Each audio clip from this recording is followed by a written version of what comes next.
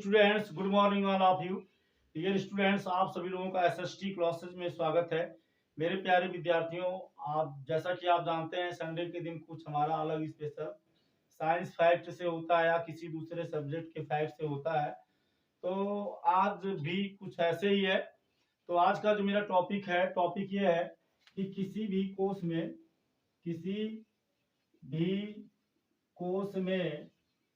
कोश में इलेक्ट्रॉनों की संख्या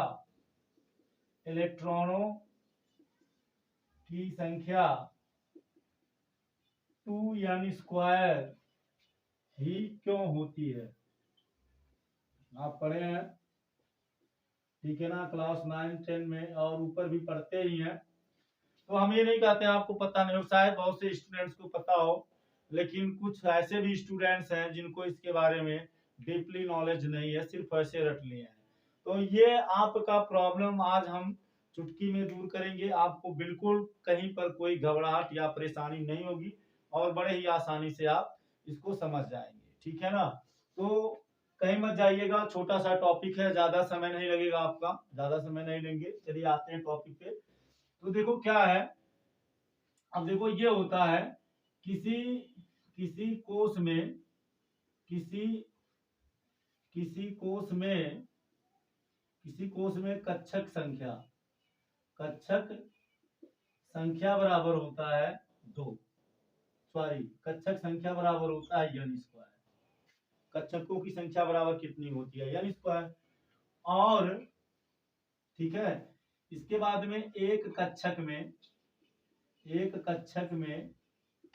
में इलेक्ट्रॉन संख्या बराबर होता है, इलेक्ट्रॉन संख्या बराबर, अधिकतम इलेक्ट्रॉन संख्या बराबर कितना होता है, 2 होता है। आप ये पढ़े हैं हुंड के नियम से। इस तरह से मान लो ये कोई एक ऑर्बिटल है, तो इसमें एक इलेक्ट्रॉन, ऐसे पेयर में इलेक्ट्रॉन होते हैं, एक का डायरेक्शन ऊपर होता है और एक का नीचे होता है, परस्पर विपरीत दिशा में होते हैं, ठीक है ना। तो ये हमारा जो ये आप जो देख रहे हैं, ठीक है ना, इसी को हम जो आपको ये बनाया गया है बॉक्स, इसी को हम क्या बोलते हैं, कक्षक या ऑर्बिटल।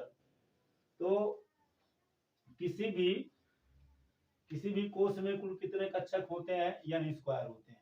कितने होते हैं, n स्क्वायर होते हैं।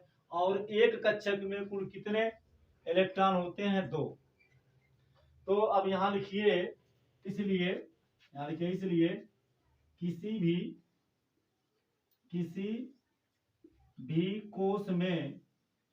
किसी भी कोश में अधिकतम इलेक्ट्रॉन संख्या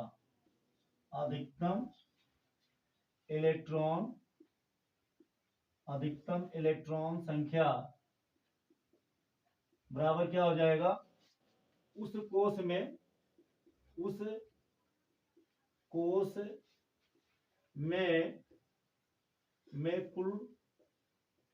कक्षक संख्या गुणे।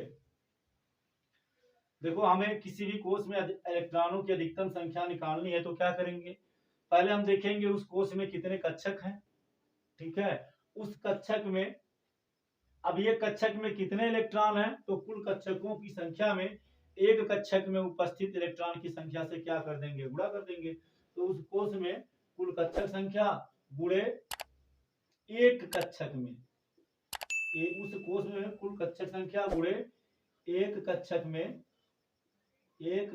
में अधिकतम इलेक्ट्रॉन संख्या, अधिकतम